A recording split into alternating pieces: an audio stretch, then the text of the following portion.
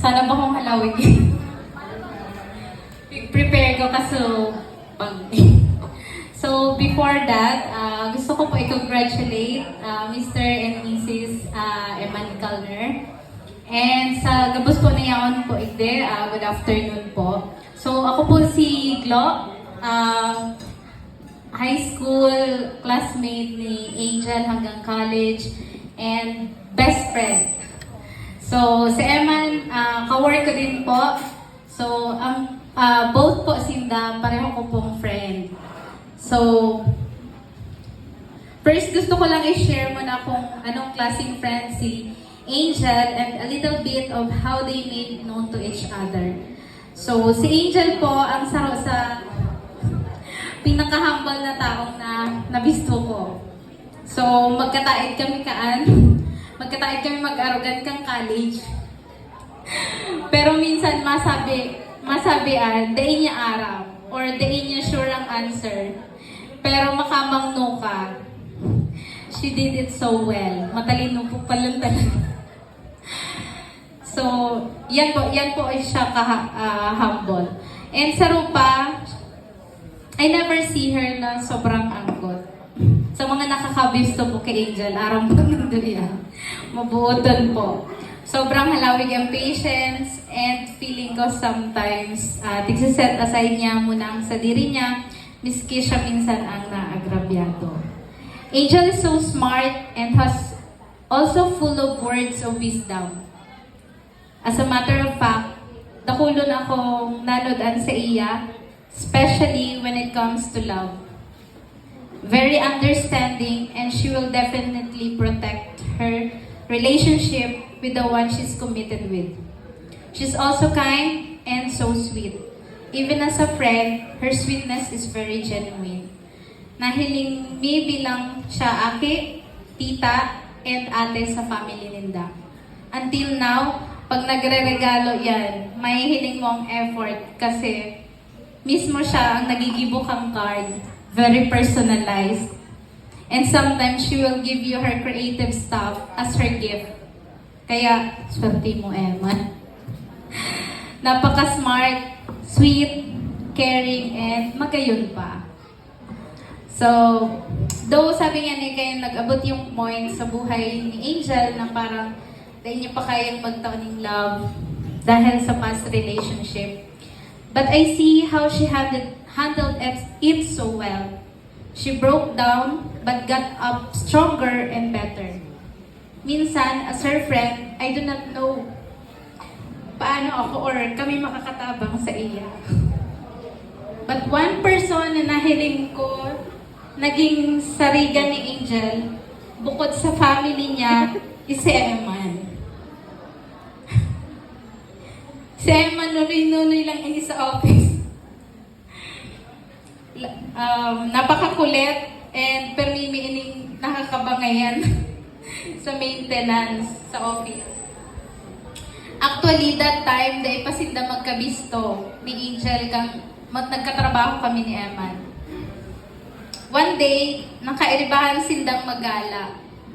Sila Aryan, Marcel, Angel. So, dahil ako kato kaibahan.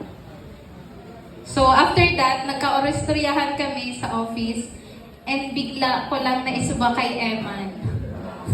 Sabi ko kay Eman, what if si Angel na lang kaya?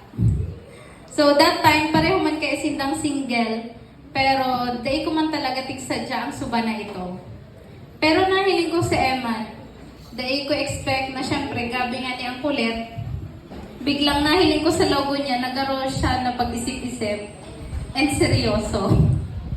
Garo baga nabasa ko sa isip niya na, what if si Angel talaga kaya? So that's it. So, sinda na ka to ang nagibok ang story ninda. So, nag-start lang sa Megan.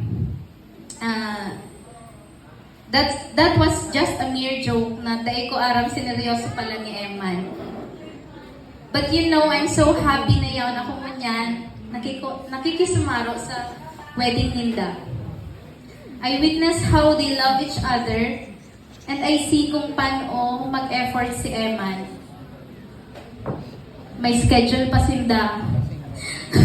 every Friday na si Angel ang priority ni Eman pag Friday. So, very consistent, ano po. Si Angel lang nakakapatamimik kay Eman.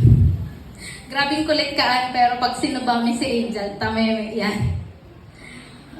So,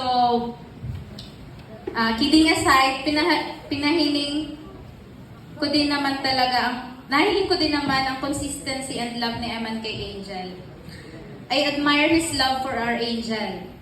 He always assured and porsigido talaga siya. Maybe sometimes may mga problema sinda na minsan dahil miarap, but I trust Eman with our Angel.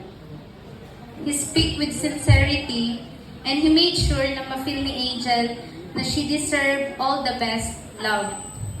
Kala mo minsan makalwag lang ini si Eman, pero pag namumuot pala, seryoso maray. Masasabi ko lang, you are perfectly destined ni Lord. Although, sabi nga ni Kayan, marriage isn't always in the bed of roses. May kanya-kanya kamong ugali na maybe in the long run, pwedeng mabad trip kamo sa kada saro.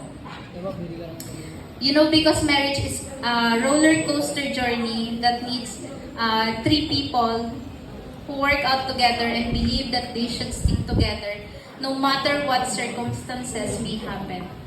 3, because it has to be the husband, wife, and the center must be our God. So, acknowledge Him in all of your plans, and He promised that He will direct your path. Trust your love in God's hand. And if there comes a time na mag-doubt ka mo sa kada saro, itiwala nindo sa Lord, and I'm pretty sure si Lord ang magibo paagi para halion ang anumang pwedeng maging barrier sa relationship nindo. And if mag-abot ang time na magkaibang pananaw nindo, please work it out. Choose each other and stick to each other. I can say na it's really so hard kapag magkaiba ang sa indong direksyon. So please remember the day ngunyan you commit, and the very reason why you are married is because of your love to each other. Build a strong and firm foundation. The key to it is proper communication. Sabi po sa mga ninang po nindo. Gabos man siguro maagi sa maray na urulay. Da isa naman pataasan ng pride. Yes, because it's coming from me. So, as experience sa new married din. Pilion da lang peme ang kada saro and prioritize each other kasi ngunyan you are already as one. Promise, masakit kapag nagkaka-conflict ang husband and wife. Parang ang kabanga mo is kumpleto and syempre mamundo. Basta masasabi ko lang, since medyo halaba ng message ko, always choose each other. Dahil pagwaraon ng respect, trust, and love. So again, congratulations, Jel and Anne, on this new chapter of your life. We are always here for you both, no matter what. God bless you, and may your marriage be filled with love and abundance in every aspect of your life. We love you.